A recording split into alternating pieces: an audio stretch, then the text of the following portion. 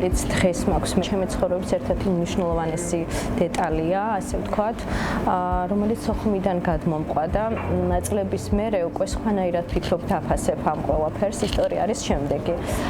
სოხუმიდან როდესაც გადმოვედი და ასე ვთქვათ, დაიწყო ომი, იმ წელს 1 ივლისს შემისრულდა 5 წელი და დედამ რაღაცნაირად ესე ვიწრო წესში აღნიშნა და რა თქმა უნდა, ყველა მოიწვია მეზობლები. გვერდით ცხოვრობდნენ აფხაზი ცოლ-ქმარი, რომელსაც არ ყავდათ შვილი. დედას ძალიან გვერდით ედგა, დავყავდი ბაღში, დავდიოდით, ვსეირნობდით, წერდით, ვხატავდით, ლექსებს ვამბობდით. მახსოვს ეს ნამდვილად არ ვყვები, მონაყოლს ეს არის პირადი განცდა და ის შთაბეჭდილებები, რაც ჩემს მეხსიერებაში დაილექა, გააღო ჭიშკარი, მოვიდა, ესე ჩამეხუტა გულში, ჩამიკრა და თუმცა ესე ხელი გაშლიო და დამიდო. ეს არის მედალიონი, ხეზე შესრულებული, ძალიან კარგი ნაკეთობა.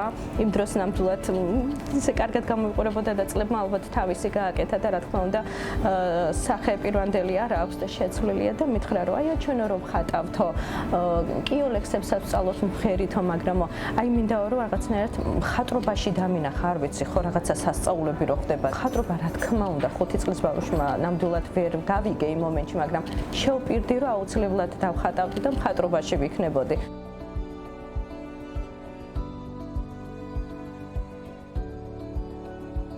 წლების მერე აღმოვაჩინე, რომ თურმე სპეციალობა, როგორც ესეთი ამირჩევია და ასე ვთქვათ, ჩამითქვამს იქ და გამიგრძელებია უკვე აქ. ომმა ძალიან ესეთი დაღი დაასვა ყველას, ხო? განსაკუთრებულად ლამაზი, ფერადი და ემოციებით სავსე ბავშვობა გქონდა. ის 5 წელი რაღაცნაირად სხვანაირად მოსაფერებელია დღემდე რო ვიხსენებ, აი ემოციურად. ის ემოციები, რაც ასე ვთქვათ, დალექილია ჩემში, ვცდილობ ჩემს ნამუშევრებში ავსახო. ჩვენ გასაგებია და ვიცით რომ მტკივლიანი წლები გამოვიარეთ და ნაკლებად გვინდა რომ ეს ყველაფერი გავიხსენოთ და მეტი პოზიტივი წამოვიღოთ.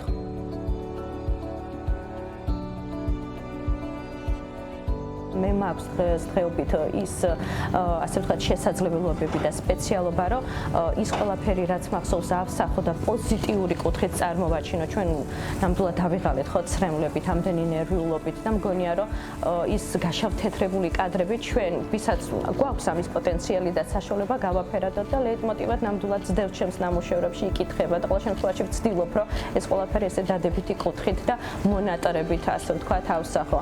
დღემდე შემოქმედებითად აქტიური ვარ და ვცდილობ ეს ემოციები უკვე ბავშვებსაც გაუზიარო. დატარები არიან, მაგრამ ძალიან კარგად იციან და ზედმიწევნით კარგადაც იციან და კიდევაც გაჩვენებენ, ხო, სად მდებარეობს, სად რა იყო, რომი იყო, მათი ფესვები საიდან მოდის, საიდან იყო დედა, მამა. ესეთი კარგი თაობა მოდის, ამას ნამდვილად შეძლებს და მთავარია სურვილი არ დავკარგოთ ამის და ოცნება ჩვენში არ ჩავკლათ. ნამდვილად ვისურვებდი მშვიდობას, ისევე როგორც ყველას ოცნება არის, ისევ და ისე მგონია რომ კულტურათა შორის დიალოგის გზით შეიძლება რომ ასე ვთქვათ ის ჩატეხილი ხიდები აღდგეს და მე ამის მწამს ნამდვილად რომ ესეც იქნება.